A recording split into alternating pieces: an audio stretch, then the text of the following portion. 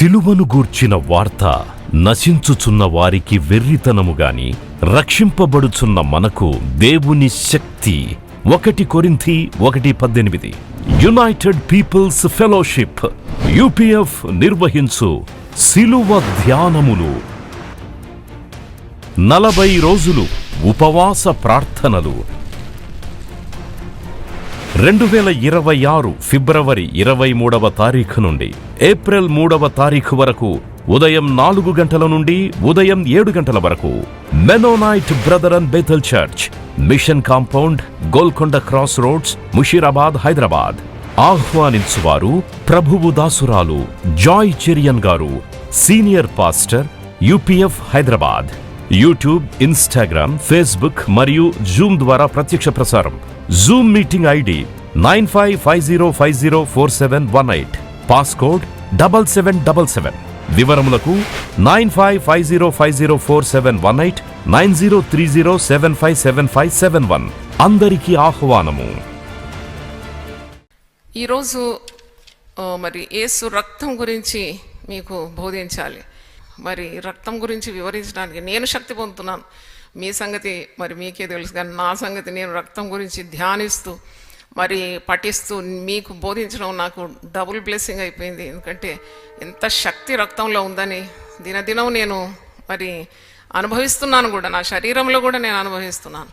అయితే యేసు రక్తం యొక్క శక్తి అని, నిబంధన రక్తం గురించి ఈరోజు మనము నేర్చుకోవాల్సి ఉంది. అంతకుముందు ఒక పాట పాడతాను, అది యేసు రక్తానికి సంబంధించిన పాట.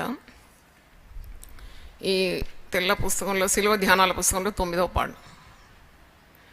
డాగనిది బాపును వేగ యేసు రక్తధారే, రోగికి ఔషధము బాగుగాన రక్తధారే.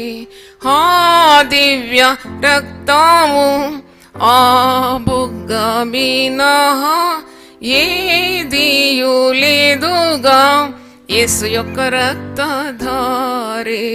పాప పరిహారము ప్రాపు యేసు రక్తధారే. శాపము సంహారము స్వామి యేసు రక్తధారే. హా దివ్య రక్తము ఆ బుగ్గ మినహా ఏదియు లేదుగా, యేసు యొక్క రక్తధారే. ఇదే నా సుతీర్థము యేసు యొక్క రక్తధారే. నాదు క్షమాపణము నాథుడేసు రక్తధారే. హా దివ్య రక్తము ఆ బుగ్గ మినహా ఏదియు లేదుగా, యేసు యొక్క రక్తధారే. ఆకు సమాధానము నాథుడేసు రక్తధారే. నాకు నేను గానాను జయ యేసు రక్తధారే. హా దివ్య రక్తము ఆ బుగ్గ మినహా ఏదియు లేదుగా, యేసు యొక్క రక్తధారే. డాగనిది మాపును వేగ యేసు రక్తధారే. రోగికి ఔషధము బాగుగాన రక్తధారే. హల్లెలూయా. 2 చేతులెత్తి గట్టిగా దేవుని స్తుతిద్దాం. హల్లెలూయా. ఈరోజు మరి ఒక అంశంతో మీ ముందు నిలవడానికి దేవుడు కృపనిచ్చినాడు. దేవునికి వందనాలు తెలియజేస్తున్నాను.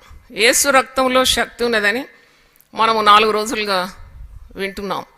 మరి ఇది నిబంధన రక్తం, ద బ్లడ్ కవనెంట్ అని ఇంగ్లీష్లో. అయితే ఈ కవనెంట్ లేక ఈ నిబంధన ఎప్పుడు కూడా 2 వ్యక్తుల మధ్యలో ఉండేది. అగ్రిమెంట్ లేక కాంట్రాక్ట్, లేకుంటే బాండ్, లేకుంటే కవనెంట్ అంటారు. నిబంధన గురించి మీరు తెలుసుకోవాలి అన్నప్పుడు 2 వ్యక్తుల మధ్యలో ఉన్న అగ్రిమెంట్ అన్నమాట. అయితే వివాహ ప్రమాణాలు చేసేటప్పుడు 2 వ్యక్తుల మధ్యలో ఉంటుంది అగ్రిమెంట్, చావు వరకు, మరి మరణము మనల్ని విడదీ వరకు మనమిద్దరము ఒకరి సుఖ దుఃఖాల్లో పాలు పొందుతామని ఇలాంటి ప్రమాణాలు చేస్తారు. Holy marriage vows. అలాగే ఒక భవనము కొనుగోలు చేయాలంటే ఆ అమ్మేవానికి కొనుగోలు చేసేవానికి ఇద్దరి మధ్యలో ఒక అగ్రిమెంట్ ఉంటుంది, ఒక అగ్రిమెంట్ ఉంటుంది. ఇలాంటివి అన్నమాట. అయితే అర్థం కావడానికి చెప్తున్నాను, ఇది దేవునికి తన ప్రజలకు మధ్యలో ఉన్న ఒక నిబంధన. పరిశుద్ధుడైన దేవుడు, హోలీ గాడ్. మనము ఆయనను రక్షకునిగా స్వీకరించిన తరువాత మనం ఆయన ప్రజలం, ఆయన మన కాపరి, మనము ఆయన మేపడి గొర్రెలం. అయితే మన ఇద్దరికి మధ్యలో ఉన్న రక్త నిబంధన, ఇది ఏదో బాండ్ పేపర్ మీద రాసింది కానీ ఏదో మరి ఇంకో పేపర్ మీద రాసింది కానీ కాకుండా ఇది రక్తంతో రాయబడింది, రక్త నిబంధన. ఒకసారి చప్పట్లు కొట్టి దేవుని శుద్ధం హల్లెలూయా. నేను కాలేజ్ డేస్లో చదివినప్పుడు అంటే మరి ఆ దినాల్లో అంతా ఇలాగూ పిల్లలు ఆ ఏజ్లో ఎలాగుంటారంటే ఒకరినొకరు ప్రేమించుకోవడం, కనబడిన వ్యక్తితో మరి ఆకర్షితులు కావడం, ఇలాంటివన్నీ సహజమే కాలేజ్ డేస్లో. అయితే నాకు ఒక ఫ్రెండ్ ఉండేది. ఆమె ఒక మరి అదర్ కాస్ట్, అంటే ఆమె మరి కాస్ట్ కాకుండా వేరే కాస్ట్ అబ్బాయితో చాలా ప్రేమలో పడిపోయింది ఆమె. మేమందరం అనేది ఏంటి పిచ్చి నీకు, అసలు ఏం బాగున్నాడని, వాడు ఏం చదువు లేదు ఏం లేదు, ఎందుకు ఇలా పిచ్చిగా ప్రవర్తిస్తున్నావా? కాదు, నేను ఆయననే పెళ్లి చేసుకుంటాను, నేను పెళ్లి చేసుకుంటే నేను చచ్చిపోతాను, కానీ ఆయనే నాకు కావాలి. అలాగూ చాలా పట్టింపులు ఉండేది.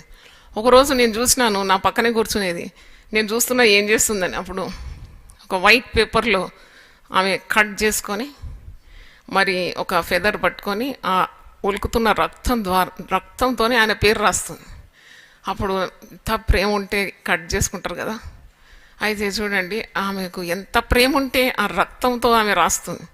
అలాగే దేవునికి తన ప్రజలకు రక్త నిబంధన ఇది. ఆదికాండం 4వ అధ్యాయంలో హేబేలు అర్పణ తీసుకొస్తాడు, కయీను కూడా అర్పణ తీసుకొస్తాడు. కానీ ఎవరి అర్పణ దేవుడు అంగీకరిస్తాడు? ఎందుకు?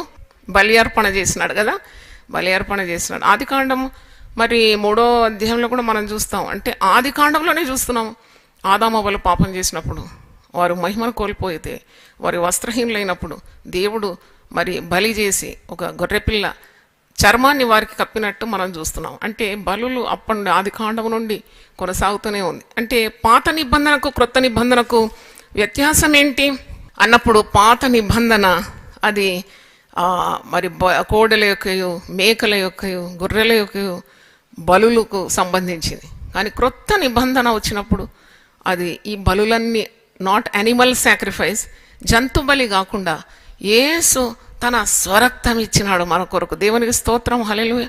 నేను ఎప్పుడు అనుకుంటాను, మనం ఇలా కూడుకుంటే అందరూ ఒక్కొక్క గొర్రెని తీసుకొచ్చినారనుకో, మేకలు తీసుకొచ్చినారనుకో, ఒక్కొక్క పొట్టేళ్ళు తీసుకొని వస్తే ఎంత గోల ఉండేది ఇక్కడ అసలు. కానీ అన్ని బలులు రద్దు చేసేసినాడు ఆయన ఒక్క అర్పణం చేత. దేవునికి స్తోత్రం. His sacrifice nullified all other sacrifice. అంటే ఆయన తన స్వరక్తం ఇచ్చి తన సంఘాన్ని సంపాదించుకున్నాడు. అందుకే ఇది పెద్ద బాండ్ అనమాట. అది అసలు ద మోర్ యు నో, అసలు దీని గురించి ఇంకా దీర్ఘంగా వెళ్ళి మీకు గొప్ప సత్యాలన్నీ బయలుపరచాలని నాకు ఎంతో ఆశ కలిగి ఉన్నాను. మీరు ప్రార్థన చేయండి. అంటే రక్తము నిబంధన ఎంత అమూల్యమైనది, ఎంత అమూల్యమైనది. అదేంటే నిబంధన జనులం మనము నిబంధన జనులు. మంచి పాట అది, మీరు వినండి, యూట్యూబ్లో ఉంది. రాజబాబు గారు ప్రభు సన్నిధికి వెళ్ళిపోయినారు, కానీ అద్భుతమైన పాట రిగార్డింగ్ కవెనెంట్. ఈ నిబంధన గురించి చక్కగా రాసినారు. ఆ లిరిక్స్ నేను వెతికి నేను రాసుకున్నాను. అంటే I wanted to enjoy the deeper truths అనమాట. అయితే ఆయన ఏం రాస్తున్నాడంటే, మనం అంతా నిబంధన జనులం, విశ్వాసులమైన మనము నిబంధన జనం, నిరీక్షణ ధనికులం. అంటే we are so rich in hoping for the best. ప్రభువులో మనకు విస్తారమైన నిరీక్షణ ఉంది కదా. మనము ఘనుడగు యేసుని శిలువ రక్తపు సంబంధులం. అంటే we are connected to our Lord through his blood. రక్త సంబంధికులం, శిలువ రక్త సంబంధికులం. ఇప్పుడు విశ్వాసికి ఏమి సంబంధము అంటే మీరేమనాలి? శిలువ రక్తపు సంబంధం. We are connected by the blood of Jesus. దేవుని స్తోత్రం. తర్వాత మేము నిబంధన జనులం. యేసురాజు తప్పకుండా వస్తాడు, ఇంకా కొంతకాలమే మేము తప్పకుండా అతనితో రాజ్యం వెళ్తాం, మేము మోక్షము చేరుతాం. మరి ఆ పాటలో ఈ వచనాలు ఉన్నాయి. అబ్రహాము నీతికి వారసులం. అబ్రహాము మా విశ్వాసులకు తండ్రి కదా.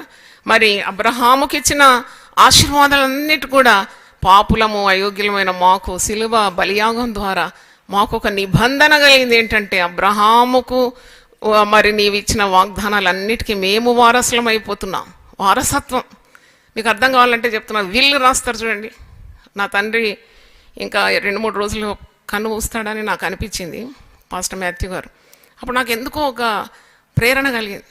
నేను మరి మంచి బాండ్ పేపర్ మీద నాన్నగారి దగ్గర తీసుకుపోయి, నాన్న నాకు మీరు నేను ఏమేమి చేయాలని మీకు ఆశ ఉందో అదంతా మీరు చెప్పాలి, వెంటనే రాసి దానికి మీ సంతకం నాకు కావాలి అంటే విల్.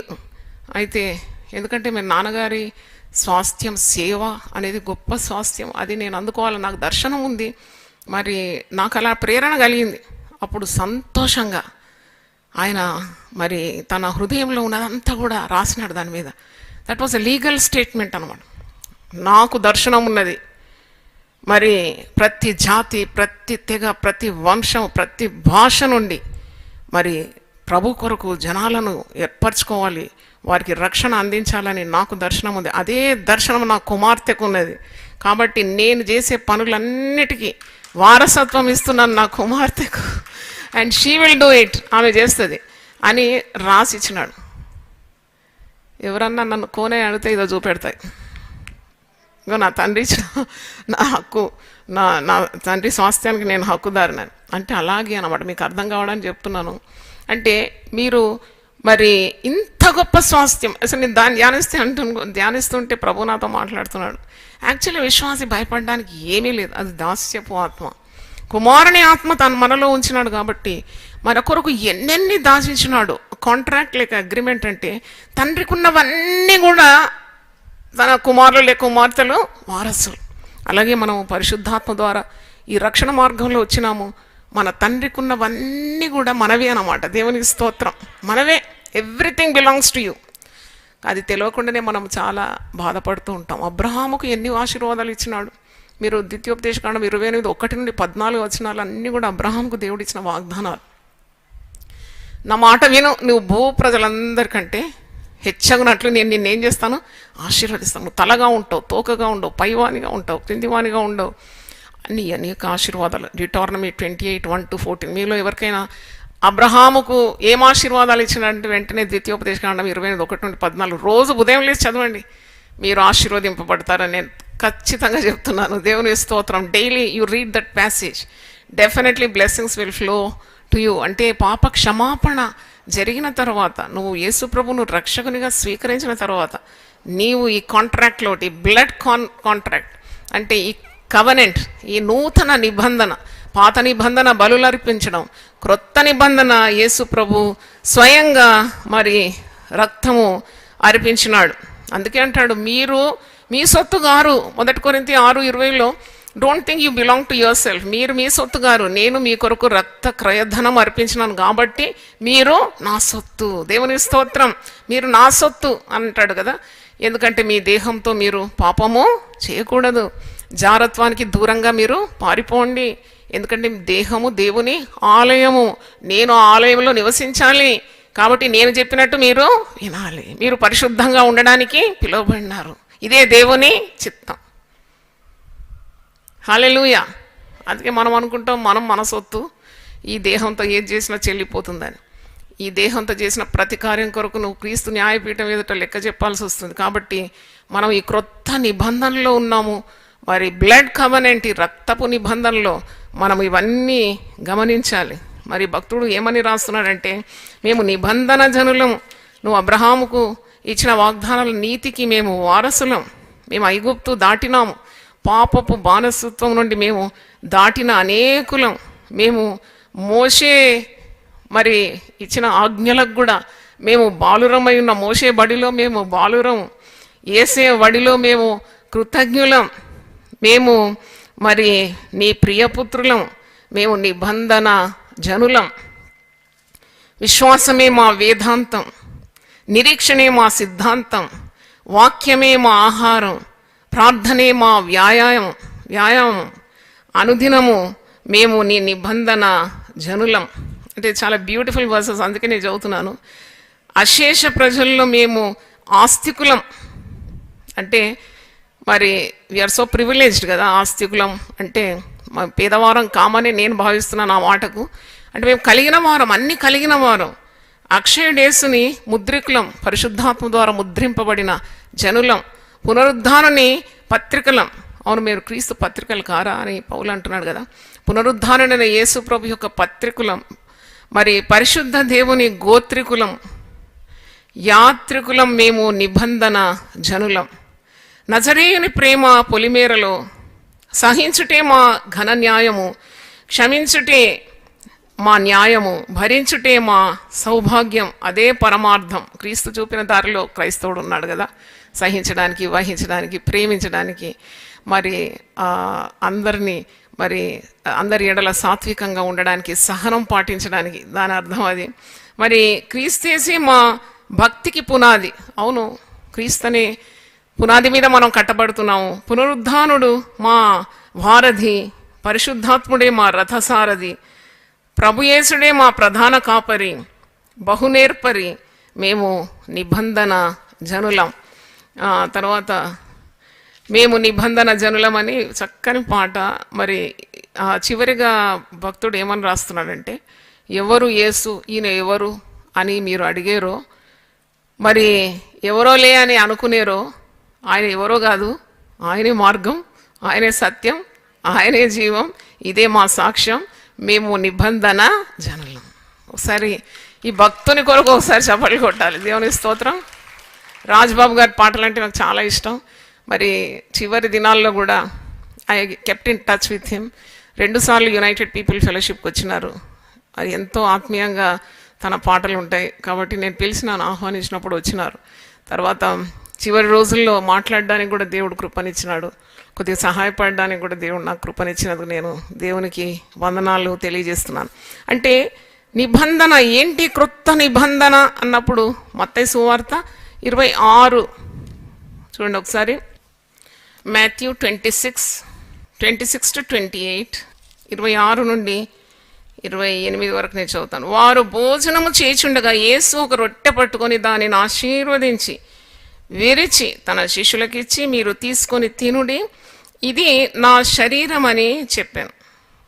మరియు ఆయన గిన్నె పట్టుకొని కృతజ్ఞతాస్తుతులు చెల్లించి వారికిచ్చి, దీనిలోనిది మీరందరూ త్రాగుడి, ఇది నా రక్తము, అనగా పాప క్షమాపణ నిమిత్తము అనేకుల కొరకు చిందింపబడుచున్న నిబంధన రక్తం.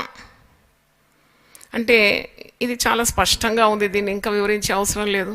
రొట్టె ద్రాక్షారసం యేసు ప్రభు యొక్క మరి బలి అయిన దేహాన్ని, రొట్టె మరి చిందింపబడిన రక్తాన్ని సూచించేది ద్రాక్షారసం. ఎంత మాదిరి చూపెట్టినాడు అంటే అదే విధంగా మనం అనుకరిస్తున్నాం. ఈ 40 రోజుల్లో కూడా ప్రభు సన్నిధికి వచ్చి ప్రభు బల్లను మనము మరి భుజించినప్పుడు, ఆ ప్రభు బల్ల సంస్కారంలో పాల్పొందినప్పుడు మనము నిబంధన జనులమని ప్రతిరోజు మీకు జ్ఞాపకం రావాలి. ఎందుకంటే it's a blood covenant. When ever you take part in the Lord's supper, that reminds you of your contract between you and holy God. చూడండి, అసలు ఆ పరిశుద్ధమైన దేవునికి పాపులమైన మనకు ఏమి పొత్తు, ఏమి సాంగత్యం? అదే కదా నిబంధన. యేసు ప్రభు మధ్యలో మధ్యవర్తిగా ఉన్నాడు. ఆయన క్రొత్త నిబంధనకు మధ్యవర్తి అని మరొక చోటు ఉన్నది. పాత నిబంధన, క్రొత్త నిబంధన. మనం క్రొత్త నిబంధన ప్రజలం. మరి పాత నిబంధన రద్దుపరచడానికి రాలేదు. మత్తయి సువార్త 5:17 ఒక మాట అంటాడు కదా, నేను ధర్మశాస్త్రమును కొట్టివేయడానికి రాలేదు, దాన్ని నెరవేర్చడానికి నేను ఈ లోకానికి వచ్చినాను. మరి యేసు ప్రభు సిలువలో తన మరి రక్తాన్ని ఆఖరి వరకు, అంటే ఏది కూడా తన దేహంలో ఇంకా మిగిలి లేకుండిందని రుజువు పరిశుద్ధ గ్రంథంలో ఉంది. అంటే ఈ బ్లడ్ కవెనెంట్లో అది తప్పకుండా మనం గ్రహించాలి. ఎందుకంటే ఆయన 6 గంటలు సిలువలో వేలాడినాడు.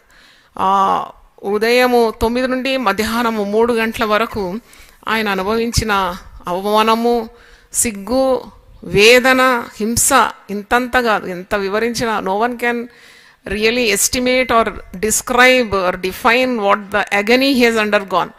ఆ మండుటెండలో ఆయన శిలువ మీద వ్రేలాడుతూ ఎంత పటుబాధలు అనుభవించినాడు. ఆ రక్తమంతా ఒలికిపోతుంది దేహంలో. అయితే యోహాన్ సువార్తలో ఒక మాట మీకు జ్ఞాపకం చేయాలి. అంటే how precious is this covenant.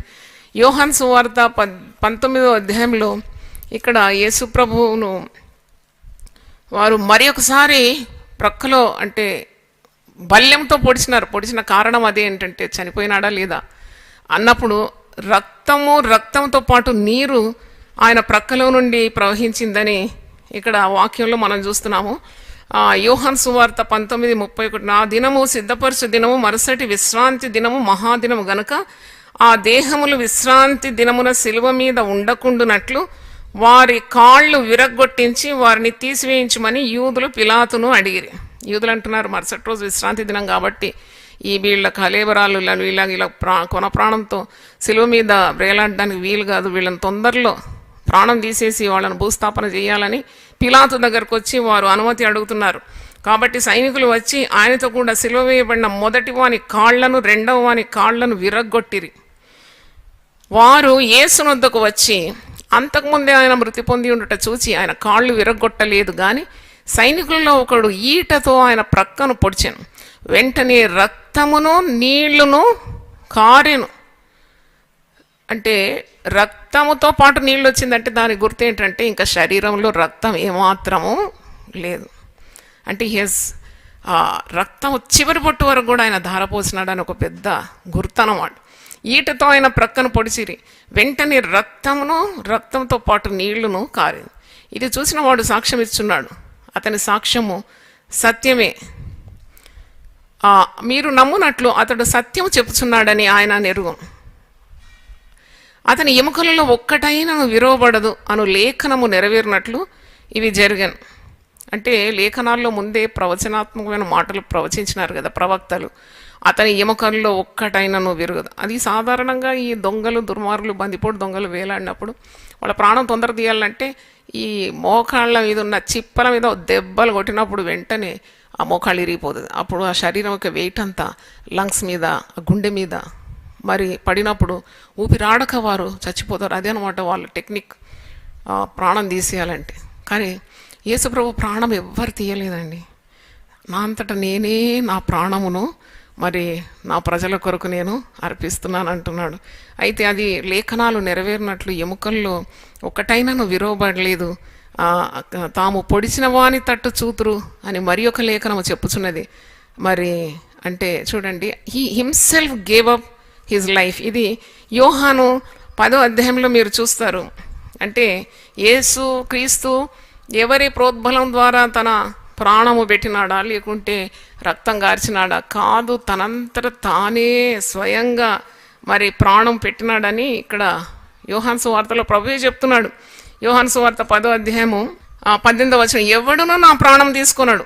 ఇప్పుడు సైనికులు వచ్చి మోకాళ్ళ మీద బలంగా కొట్టినప్పుడు ఆ బందిపోటు దొంగల ప్రాణం పోయింది. కానీ యేసు ప్రభువు కూడా కొట్టడానికి వచ్చినప్పుడు ప్రాణం he he's already given up his life. ఆ ప్రాణం ఎవరు తీయలేదు చూడండి. అంటే లేఖనాలు నెరవేరినట్లు ఆయన ప్రాణము ఎవరు తీసుకోలేదు, ఆయన తనంతట తానే అది పెట్టినాడని ఇక్కడ. ఎవడును నా ప్రాణం తీసుకున్నాడు, నా అంతటా నేనే దాన్ని పెట్టుచున్నాను, దాన్ని పెట్టుటకు నాకు అధికారం కలదు, దాన్ని తిరిగి తీసుకున్నటకు నాకు అధికారము కలదు, నా తండ్రి వలన ఈ ఆజ్ఞ పొంది తినని అన్నాను. పిలాతు అంటాడు, ఇంతలోనే చనిపోయినాడా అంటే దే వేర్ అస్టానిష్డ్ అనమాట. How can he die so quick? 6 గంటల్లోగా ప్రాణం పోయిందా? కొన్ని దినాల వరకు ఈ నేరస్తుల శవాలు కొన ప్రాణంతో దాని మీద పడి ఉంటాయి. నేను చెప్పినాను ఇంతకుముందే, కాకులు, గద్దలు, ఇలాంటి క్రూర పక్షులు వచ్చి పీకి కన్నులు, కాళ్ళు, చేతులు అన్ని మరి దాన్ని లాగేసుకొని తింటాయన్నమాట. అలాంటి ఘోర మరణం, శాపగ్రస్తమైన మరణం, శిలువ మరణం. కానీ యేసు ప్రభువును ఎవరు ప్రాణం తీయలేదు. అది చాలా చారిత్రాత్మకమైన ఒక పెద్ద ప్రకటన అది. ఎందుకంటే ఆయన తనంతట తానే మానవాళి కొరకు ప్రాణం పెట్టినాడు. చప్పట్లు కొట్టి దేవుని స్తుతిద్దాం, hallelujah. He himself gave up. అంటే ఆయననే తన ప్రాణం అర్పించినాడు. ఎవరు వచ్చి కొట్టి ప్రాణం. అందుకే యేసయ్య శిలువ మీద ఆయన ప్రాణం తీసినారని మనం చెప్పొద్దు, ప్రాణం పెట్టినాడని చెప్పాలి. దేవుని స్తోత్రం. ఎవరో ఆయన ప్రాణం రానో వారు తీసినారు, కొట్టినారు, హింసించినారు, వేదన అనుభవించినాడు, ఆయన ప్రాణం తీసేసినారు అని చెప్పొద్దు. తప్పు స్టేట్మెంట్ అది. ఆయన తనంతట తానే తన ప్రాణము సర్వలోక పాప పరిహారార్థం పెట్టినాడు అనమాట. దేవుని స్తోత్రం. క్రొత్త నిబంధన, ద బ్లడ్ కవనెంట్ అంటే యేసు రక్త నిబంధనలో తన ప్రాణము అర్పించినాడు చివరి బొట్టు వరకు. ఇంకా మిగిలి లేదు శరీరంలో. No more, not even a drop of blood was remaining in his physique. ఆ చివరి రక్తంతో పాటు ఏం ప్రవహించిందట? నీళ్లు కూడా కారింది. అదే అనమాట ఇక రక్తము ఆయన దేహంలో లేదు అనే ఒక పెద్ద రుజువు. కనుక ఈ మత్తయి సువార్త 26లో మనం చదివినది అది it's a pivotal statement in Bible. అంటే బైబిల్లో చాలా ముఖ్యమైన కార్యం అంట. మరి ఇది నా రక్తము, ఇది నా దేహము, ఇది మీరు భుజించాలి, ఇది క్రొత్త నిబంధన, నా రక్తం, ఇది నిబంధన రక్తం అని మరి శిష్యులతో కలిసి ఆయన మరి శిలువ మరణానికి ముందున్న రాత్రి ప్రకటించిన ఆ ప్రకటన అది పైవాటల్ స్టేట్మెంట్ ఇన్ ద బైబిల్ అని భక్తులు అంటున్నారు. ఇక్కడ చాలా ముఖ్యమైన ప్రకటన. అదే ఎత్తిపట్టి రాస్తున్నాడు 1 కొరింథీ మరి 11వ అధ్యాయంలో మరి పౌలు భక్తుడు రాస్తున్నాడు. అదే మరి పాస్టర్స్ కూడా ప్రభు బల్ల నిర్వహించేటప్పుడు వాళ్ళు కూడా ఎత్తి చదువుతారు. అన్ని సంఘాల్లో కూడా చదువుతారు ఆ పత్రికను. 1 కొరింథీ 11వ అధ్యాయం మీరు చూసినప్పుడు ప్రభు బల్లను సమీపించే విధానాన్ని ఎంతో చక్కగా మరి రాసినారు పౌలు గారు. అయితే 1 కొరింథీ 11:25 చదువుతాను, 24 నుండి. దాన్ని విరిచి, ఇది మీ కొరకైన నా శరీరము, నన్ను జ్ఞాపకము చేసుకొనుటకై దీనిని చేయుడని చెప్పెను. ఆ ప్రకారమే భోజనమైన పిమ్మట ఆయన పాత్రను ఎత్తుకొని, ఈ పాత్ర నా రక్తము వలనైన క్రొత్త నిబంధన, a new covenant, blood covenant, రక్త నిబంధన అన్నమాట. మీరు దీనిలోనిది త్రాగునప్పుడెల్లా నన్ను జ్ఞాపకము చేసుకొనుటకై దీనిని చేయుడని చెప్పాను. తాగునప్పుడెల్లా అంటే ఏదో మరి మొక్కుబడిలాగా వచ్చి ఆ రొట్టె తీసుకొని ఆ ద్రాక్షారసం తీసుకొని అది మింగేయడం కాదు, అది పద్ధతి కాదు. నువ్వు ఆలోచించాలి, నువ్వు ధ్యానించాలి. నా ప్రభువా, నువ్వు క్రొత్త నిబంధనకు నన్ను వారసుగా చేసినావు, వారసురాలుగా చేసినావు. It is a contract between you and మీ.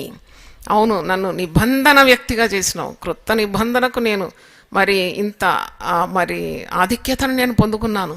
నేను ఏ బలిని కర్పించలేదు, ఏ కోడెను దూడెను మేకను తీసుకొని రాలేదు. నా కొరకు సిలువలో నీ విలువైన ప్రాణాన్ని, అమూల్యమైన నీ రక్తాన్ని చిందించినావు. నా పాపక్షమాపణ నిమిత్తమే నీవు మరణం పొందినావు. నీ ప్రాణం నా కొరకు పెట్టినావు క్రయధనంగాని. స్తుతిస్తూ మరి ఈ క్రొత్త నిబంధనను జ్ఞాపకం చేస్తూ నీవు దాన్ని భయభక్తులతో మరి ఆ రొట్టెను తినాలి, ఆ ద్రాక్షారసాన్ని త్రాగాలి అని అంటున్నాడు. మీరు ఈ రొట్టెను తిని ఈ పాత్రలోనిది త్రాగునప్పుడెల్లా ప్రభువు వచ్చే వరకు ఆయన మరణమును ప్రచురించుదురు. ప్రతిరోజు ఎందుకు పెట్టినారు సిస్టర్ మీరు ప్రభు బల్ల అంటే? నాకు మరి అలా మేము పాస్టర్స్ అందరు కలిసి మాట్లాడుతున్నప్పుడు ప్రభువే ఆ ప్రేరణ ఇచ్చినాడు.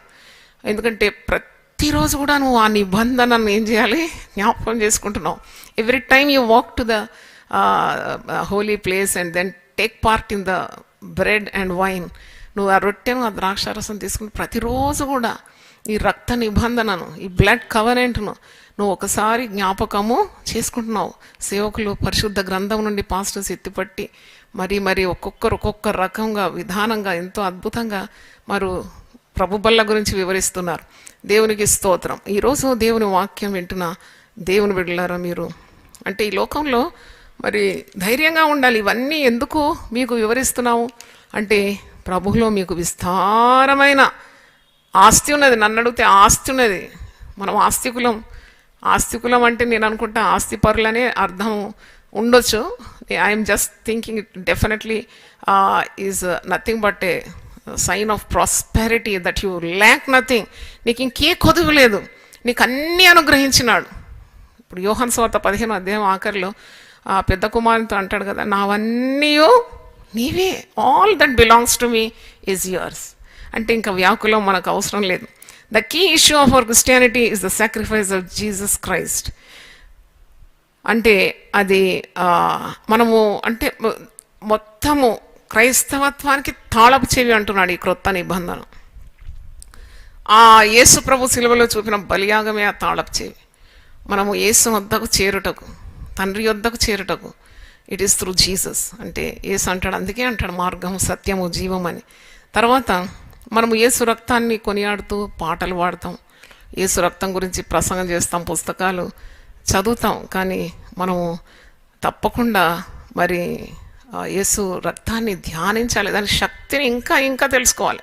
The more you delve in to the scriptures, ఇంకా నువ్వు లోతుల్లోకి వెళ్ళినప్పుడు ఇక ఎంత నీకు అనుభూతి కలుగుతుంది. అంటే ఇంత గొప్ప విలువ పెట్టి నన్ను కొనుక్కున్నాడా, నువ్వు అప్పుడు పాపానికి దూరం అయిపోతావు. You will not dare to sin. నువ్వు పాపం చేయడానికి తెగించావు. యేసు ప్రేమను, యేసు త్యాగాన్ని, యేసు బలియాగాన్ని, యేసు ఇచ్చిన ఈ నిబంధనను, క్రొత్త నిబంధన, బ్లడ్ కవనెంట్, రక్తంతో కూడిన నిబంధన, మరి ఆయన స్వరక్తం ఇచ్చి సంపాదించుకో. ఎంత ఎంత ధీటుగా పౌలు భక్తుడు అపోస్తల కార్యం 20:28 అంటాడు, స్వరక్తం ఇచ్చి ఆయన సంపాదించుకున్నాడు. అదొకసారి చదవాలని ఆశిస్తున్నాను. అపోస్తల కార్యము 20:28. అంటే how valuable is the church.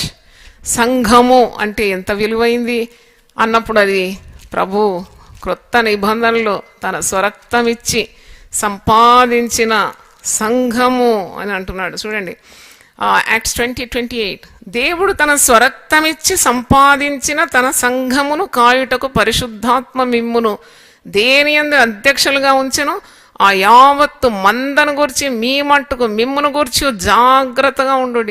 ఇది కాపర్లకు ఇది గొప్ప స్టేట్మెంట్. ఇది నన్ను అడిగితే మరి ఈ ఈ మాట వాళ్ళ కాపర్లమైన మాకు కానీ, కాపరి స్థానంలో మందలను మేపే సేవకులు హృదయంలో ఇది ముద్రింపబడాలి.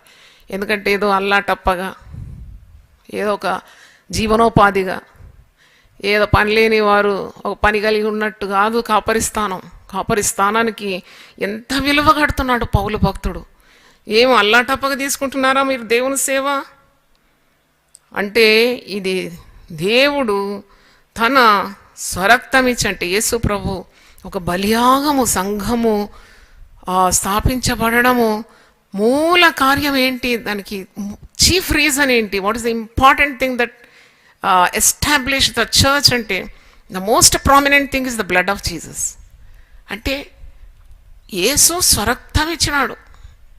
ఇది మళ్ళా చెప్తున్నాను, జంతువులది, ఎడ్లది, గొడ్లది, మేకలది కాదు. ఇది అమూల్యమైన, ప్రశస్తమైన, ఏ మచ్చలేని, ఏం ముడతలేని, డాగు లేని, మనం పాట పాడిన డాగ్ అనేది మాపేది ఈ పరిశుద్ధ రక్తం. నీలో ఉన్న డాగులను మాపేది ఆయన డాగు లేని రక్తం, అంటే మచ్చలేని రక్తం.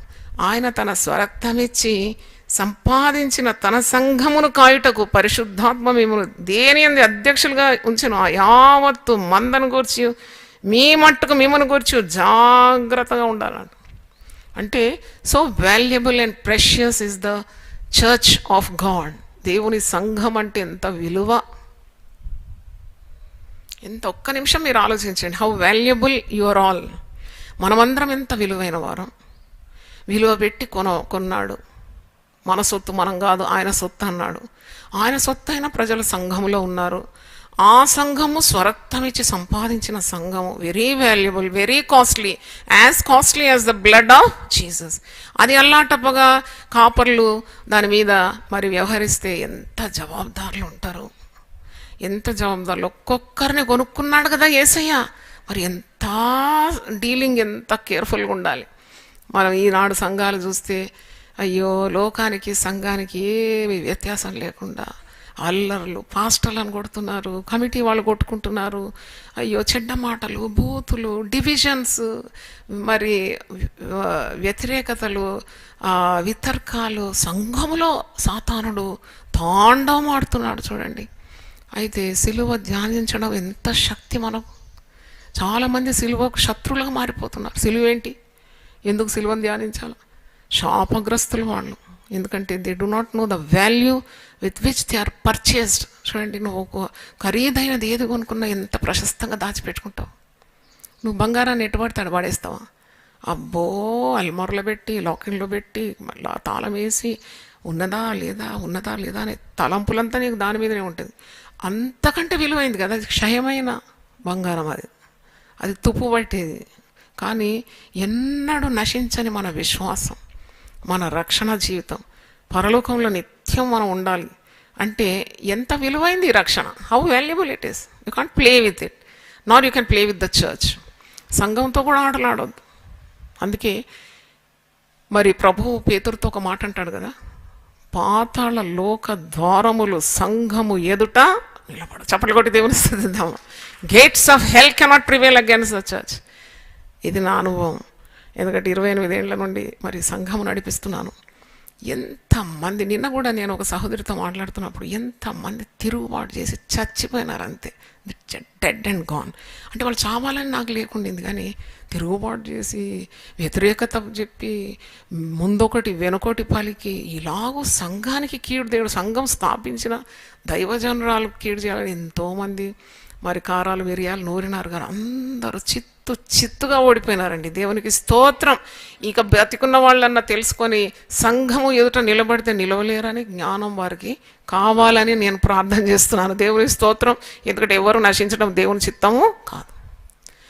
సంఘానికి అందుకే సౌలుకు దర్శనం వచ్చినప్పుడు, సౌలా సౌలా నీవు నన్నేలా హింసిస్తున్నావంటే, యేసు ప్రభుని హింసించినాడా? నేనెప్పుడు అబ్బా నిన్ను హింసించిందంటే, నువ్వు సంఘాన్ని హింసించినావంటే ఎవరిని హింసినట్టు? నన్ను హింసించినావు అన్నమాట. మునికోలలకు ఎలాగూ ఎదురుగా తన్ని నువ్వు బ్రతికి బయటపడతావు. How can you escape? Your kicking against the pricks అంటాడు ఇంగ్లీష్ బైబిల్లో, ఇంకా బాగుంది.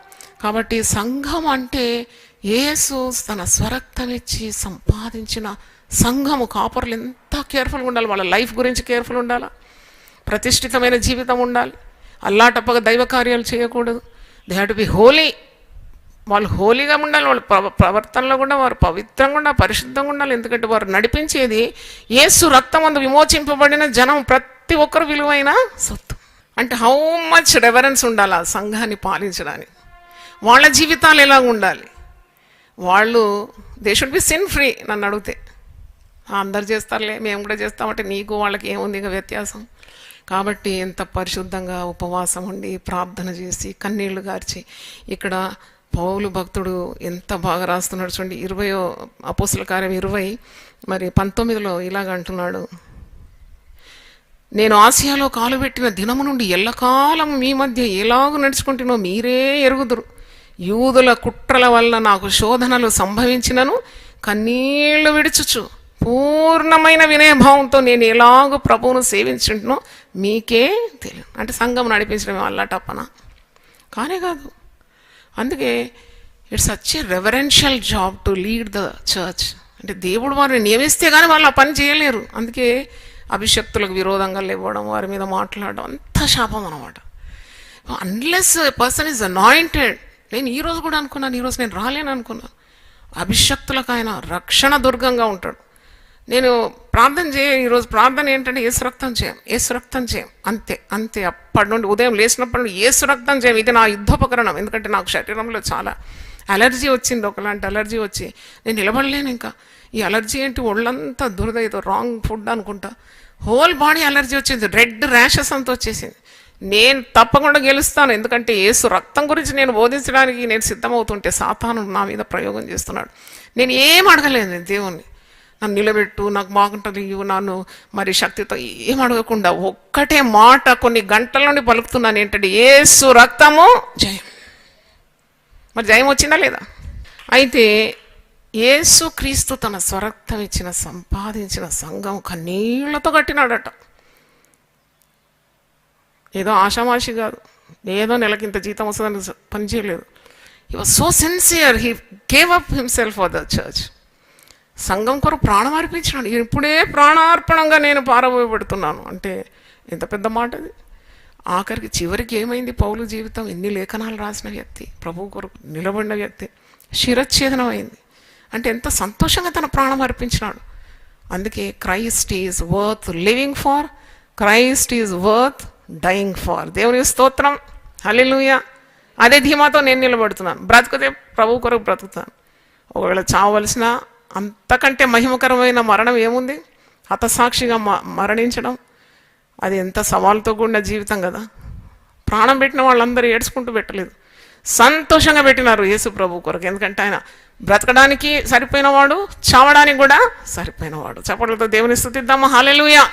మరి ఈ క్రొత్త నిబంధన గురించి మనం ఇంకా ఇంకా నేర్చుకోవాలి. ఈ క్రొత్త నిబంధన ద్వారానే ఇట్ ఈస్ సో పవర్ఫుల్. ఇది చాలా శక్తివంతమైంది. ఇంకా దీర్ఘంగా మీతో మాట్లాడాలని నేను ఆశిస్తున్నాను.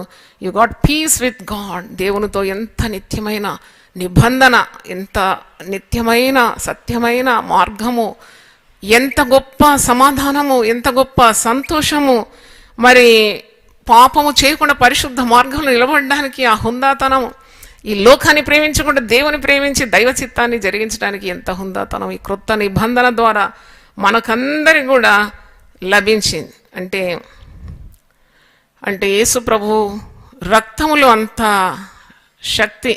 అంటే యువర్ క్రిస్టియన్ ఎక్స్పీరియన్స్, అంటే నువ్వు క్రైస్తవ అనుభవంలో దీనికంటే పవర్ఫుల్ మరొకటి లేదని ఒక భక్తుడు అంటున్నాడు. బ్లడ్ కవనెంట్, రక్త నిబంధన కంటే మించినది మరొక జ్ఞానము అవసరం లేదు.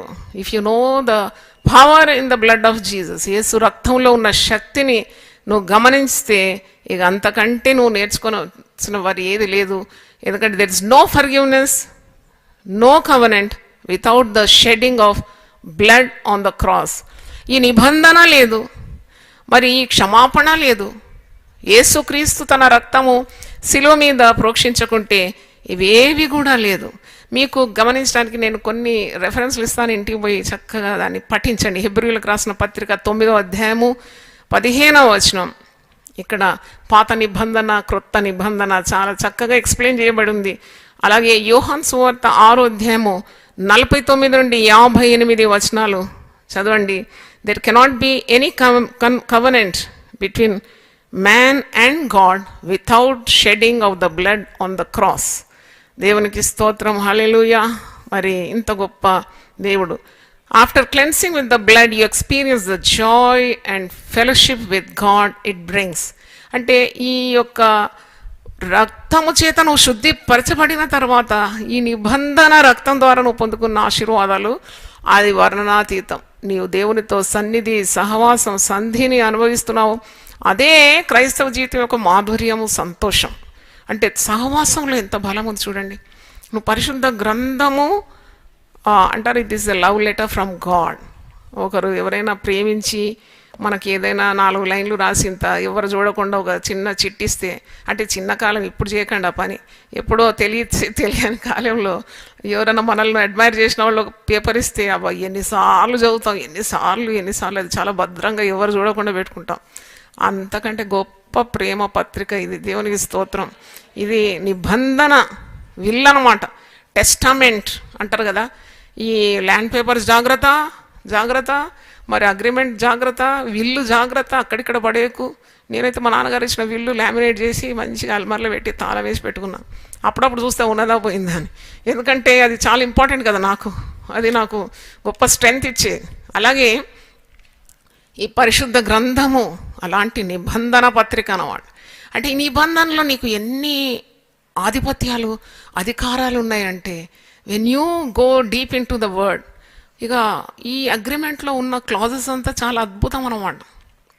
దేవుడు నా పక్షమందు ఉన్నాడు, అది అగ్రిమెంట్లో క్లాజ్. అది దేవుడు నా ముందు నడుస్తాడు. వాగ్దానాలన్నీ కూడా ఈ అగ్రిమెంట్లో, ఈ నిబంధనలో ఇమిడున్నాయి. దేవుని స్తోత్రం. నిన్ను స్వస్థపరిచి యెహోవాను నేనే, ఈ అగ్రిమెంట్లో రాసింది. దేవుని స్తోత్రం. నిశ్చయంగా నేను నిన్ను ఆశీర్వదిస్తాను, నేను నిన్ను ప్రేమించున్నాను, నన్ను ప్రేమించే వారిని నేను ఆస్తికర్తలుగా చేస్తాను, వారి నిధులను నింపుతాను, నా పేరిట మీరు నన్ను ఏమడిగినా నేను దాన్ని చేస్తాను, నేను నీకు ముందుగా వెళుతూ మరి నీ త్రోవలన్నీ కూడా సరళం చేస్తాను, మెట్టగా ఉన్నవన్నీ కూడా నేను మరి విడగొడతాను, ఇత్తడి తలుపులను పగలగొడతాను, ఇనుప గడియలను విడగొడతాను, ప్రాకారంలను పడగొడతాను. ఎన్ని వాగ్దానాలండి. నీకును ఇంటికి నీ క్షేమము కలుగునుగాక. So many promises. అంటే ఒక విల్లులో 2-3 లైన్లు ఉంటాయి అంతే. ఎందుకంటే ఆ విల్లు ఇచ్చే వ్యక్తి ఆ తీసుకున్న వ్యక్తికి ఏమైతే ఇవ్వాలనుకుంటున్నాడో ఒక 2-3 లైన్లో రాస్తారు. అంతేగాని ఇది పాత నిబంధన నీదే, క్రొత్త నిబంధన నీదే, ఎన్నెన్ని అమూల్యమైన స్టేట్మెంట్స్, ఎన్నెన్ని. అంటే this is such a covenant, old and new is yours. పాత నిబంధన చదువుతున్నావు, క్రొత్త నిబంధనకు వచ్చినావు. పాత నిబంధన నీకు చేయలేనివన్నీ కూడా క్రొత్త నిబంధనలో సంపూర్తి చేసినాడు యేసు ప్రభు. You enjoy reading the will testament. ఇదన్నమాట దీంట్లో ఉన్నాయి. దీంట్లో ఏం అబద్ధి కూడా దేవుడు నీకు చేరాతతో రాసినాక తర్వాత దాన్ని రద్దుపరచడానికి. ఇస్ ఈ లయర్? నో. ఆయన అబద్ధమాడుటకు మానవుడు కాడు, మాట తప్పడానికి నరుడు కాడు.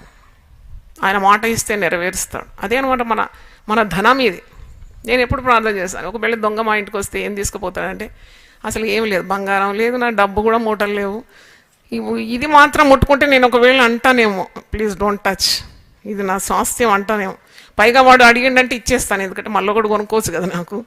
ఇది వానిదైపోతే ఇంకా సంతోషం, దొంగ మారు మనసు పొందితే. ఎందుకంటే అంత అమూల్యమైంది పరిశుద్ధ గ్రంథము. ఈ క్రొత్త నిబంధనలు ఒక విశ్వాసి ఎన్ని దీవెనలకు వారసుడు. అందుకే మాటి మాటికి ఆ మాట మనం చదవాలి. మనము దాసులం కాదు, మన దగ్గర దాస్యపు ఆత్మ కాదు ఇది. మనం పిల్లలమని, మరి కుమారుని ఆత్మ మనలో పంపినాడని మన ఆత్మ మనకే అది ఏం చేస్తుంది, తెలియజేస్తుంది. మనం పిల్లలం అయితే వారసులం, క్రొత్త నిబంధనకు వారసులం, స్వాస్థ్యంగా పొందుకున్నాం. దేవునికి స్తోత్రం, హల్లెలూయా. ఇంకా భయపడుటకు మనకు పిరికితనం గల ఆత్మ లేదు. అందుకే సిలువను ధ్యానిస్తూ నాకు అనిపిస్తుంది, ఏంటి 40 రోజులు ధ్యానిస్తే చాలా, దేవో నాకు శక్తి ఇస్తే 365 రోజులు సిలువ గురించి ప్రకటిస్తాను కదా అని అనుకుంటున్నాను. మా పెద్దన్న పాస్టర్ అబ్రాం గారితో నేను మాట్లాడుతున్నాను, అన్నా నేను సిలువను గురించి మరి ప్రసంగాలు చేస్తున్నాను, యేసు రక్తం గురించి ఒక 10 ప్రసంగాలు చేయాలనుకుంటున్నానంటే, ఓ జాయ్ నువ్వు 10 కాదు నువ్వు 1000 చేస్తావు అన్నాడు. దేవుని స్తోత్రం. అది నాకు చాలా ఆశ కలిగింది. నిజంగా నా ప్రాణం ఉన్నప్పుడు ఒక 1000 ప్రసంగాలు యేసు రక్తం గురించి చేస్తే ఎంత బాగుంటుంది. అంటే it's such a vast, so deep a subject, I can delve into it and bring treasures from the depth కదా అని నేను అనుకున్నాను. అంటే నేను దేవుని స్తుతించి ప్రార్థన చేసినాను. అట్టి ఆధిక్యత మరి దేవుడు నాకు కలగజేయాలని కూడా మీరు ప్రార్థన చేయండి. దేవునికి స్తోత్రం. మనం అందరం ప్రార్థన చేసి ముగించుకుందాం. ఎంత గొప్ప mystery of mysteries, the blood of the covenant, రక్త నిబంధన. కృపను మించి కృప ఈ నిబంధన ద్వారా మనము అనుభవిస్తున్నాం. శక్తిని మించి శక్తి మనం ఈ నిబంధన ద్వారా అనుభవిస్తున్నాము. వాగ్దానాలు కోకలుగా మనము అనుభవిస్తున్నాము. మరి పరిశుద్ధ మార్గంలో ప్రవేశం లేదు, అయినా ఈ నిబంధన ద్వారా అతి పరిశుద్ధ స్థలము దేవుని సన్నిధికి మనం చేరుతున్నాం. ఈ క్రొత్త నిబంధన ద్వారానే మనము దేవుడు మనకిచ్చిన ప్రతి ఆశీర్వాదానికి వారసత్వం పొందుకున్నాము. చేతులెత్తి గట్టిగా దేవుని స్తుతిద్దాం. హల్లెలూయా, హల్లెలూయా. ప్రార్థన చేసుకుందాం. ప్రభువా, నీ పరిశుద్ధ నామమునకు స్తోత్రం చెల్లిస్తున్నాను. ద బ్లడ్ కవెనెంట్, నిబంధన రక్తం గురించి మేము ధ్యానించినాం. అది కొసమేరకే ధ్యానించినాం. అది చాలా గొప్ప మరి ప్రసంగం. అది ఇంకా మేము లోతుల్లోకి వెళ్ళి నేర్చుకోవడానికి ఉన్న సహాయం మాకు దయచేయండి. విన్న కొద్దైనా మర్చిపోకుండా ప్రతి విశ్వాసి హృదయంలో మీరు సిలువ ముద్ర వేయమని ప్రార్థిస్తున్నాను. నీ రక్తపు ముద్రను వేయమని ప్రార్థిస్తున్నాను. అది ప్రభు ప్రతి కీడు నుండి నీ బిడ్డలను విడిపించి నీ రక్తపు వలయంలో వారిని భద్రంగా ఉంచి రక్తంతో కప్పుమని ప్రార్థిస్తున్నాను. ఇది క్రొత్త నిబంధన. మాకు ఎన్ని సత్యాలు దాంట్లో నిగూఢంగా ఉంది తండ్రి, నీకు స్తోత్రం. నాకు మొరపెట్టుము, నేను నీకు ఉత్తరం ఇచ్చేదను, నువ్వు గ్రహింపలేని గొప్ప కార్యములను, గూఢమైన సంగతులను నేను నీకు బోధిస్తానన్నావు. అలాగ ప్రతి విశ్వాసి హృదయాన్ని ఈరోజు దేవుని వాక్యం ట్యూబ్ ద్వారా విన్న ప్రతి ఒక్కరి మనోనేత్రములను వెలిగించి జ్ఞానము, ప్రత్యక్షత గల మనస్సు వారికి దయచేయమని, వారికి దేవుడు దాచించిన నిధులను గురించి వారు తెలుసుకోవాలని యేసు ప్రత్యేకమైన ప్రభువా కృపను కోరుతూ నైనా నీ పరిశుద్ధ నామంలో ఈ కొద్ది మనవులు అడిగి వేడుకుంటున్నాను తండ్రి. Amen, amen. తండ్రి దేవుని ప్రేమ, యేసుక్రీస్తు కృప, పరిశుద్ధాత్మ సహవాసం మనందరికీ సదాకాలం తోడుగా ఉండునుగాక. ఆమెన్. ప్రతిదినం దేవునితో నేను. కుటుంబ వ్యవస్థలు, జీవన విలువలు అస్తవ్యస్తంగా మారుతున్న ఈ రోజుల్లో ప్రభువు దాసురాలు రెవరెండ్ డాక్టర్ జాయ్ చెరియన్ గారు దైవ దర్శనంతో ప్రభువు సన్నిధిలో కనిపెట్టి పొందిన 366 విభిన్న ధ్యానాంశములను ప్రతిదినం దేవునితో నేను అనే పుస్తక రూపంలో ప్రపంచానికి అందించారు. ఇది అనేకుల జీవితాలను ప్రభావితం చేసే ఒక విలక్షణమైన గ్రంథము. పరిశుద్ధాత్మ దేవుడు ఈ పుస్తకమును పఠించే ప్రతి ఒక్కరిని స్పృశించి శక్తితో నింపునుగాక. ఈ పుస్తకాలిప్పుడు అందరికీ అందుబాటులో ఉన్నాయి. ఈ నూతన సంవత్సరంలో దీనిని మీరు ధ్యానించండి, మీ బంధుమిత్రులకు ఆత్మీయ బహుమతిగా అందించండి. పుస్తక ప్రతుల కొరకు సంప్రదించవలసిన ఫోన్ నంబర్లు 9550504718, 9030757571.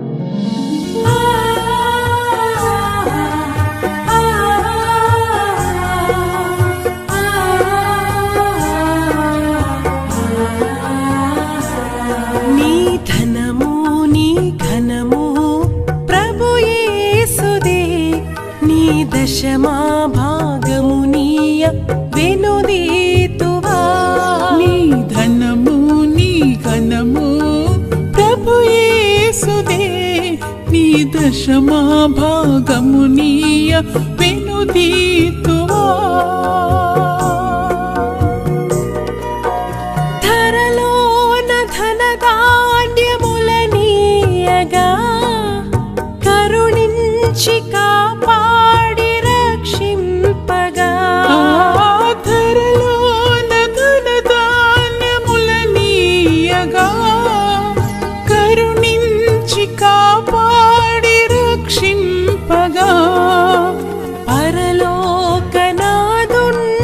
నీకీయగా మరి యేసు కొరకీయ వెనుదీతువా. పరలోకనాథుండు నీకీయగా మరి యేసు కొరకీయ వెనుదీతువా. నీ ధనము నీ ఘనము ప్రభు యేసుదే, నీ దశమా భాగమునీయ వెనుదీతువా. పాడి పంటలు ప్రభువు నీకీయగా కూడు గుట్టలు నీకు దయచేయగా. పాడి పంటలు ప్రభు నీకీయగా కూడు గుట్టలు నీకు దయచేయగా. వీడంగ ప్రభు యేసు నామంబును గడువేల. సిలువను గూర్చిన వార్త నశించుచున్న వారికి వెర్రితనముగాని, రక్షింపబడుచున్న మనకు దేవుని శక్తి. 1 కొరింథీ 1:18. యునైటెడ్ పీపుల్స్ ఫెలోషిప్ UPF నిర్వహించు సిలువ ధ్యానములు. 40 రోజులు ఉపవాస ప్రార్థనలు. 2026 ఫిబ్రవరి 23వ తారీఖు నుండి ఏప్రిల్ 3వ తారీఖు వరకు ఉదయం 4 గంటల నుండి ఉదయం 7 గంటల వరకు Mennonite Brethren Bethel church, mission compound, Golconda cross roads, Musheerabad, Hyderabad. ఆహ్వానించువారు ప్రభువు దాసురాలు జాయ్ చెరియన్ గారు, senior pastor, UPF Hyderabad. YouTube, Instagram, Facebook మరియు జూమ్ ద్వారా ప్రత్యక్ష ప్రసారం. Zoom meeting ID 9550504718, passcode 7777. వివరములకు 9550504718, 9030757571. అందరికీ ఆహ్వానము.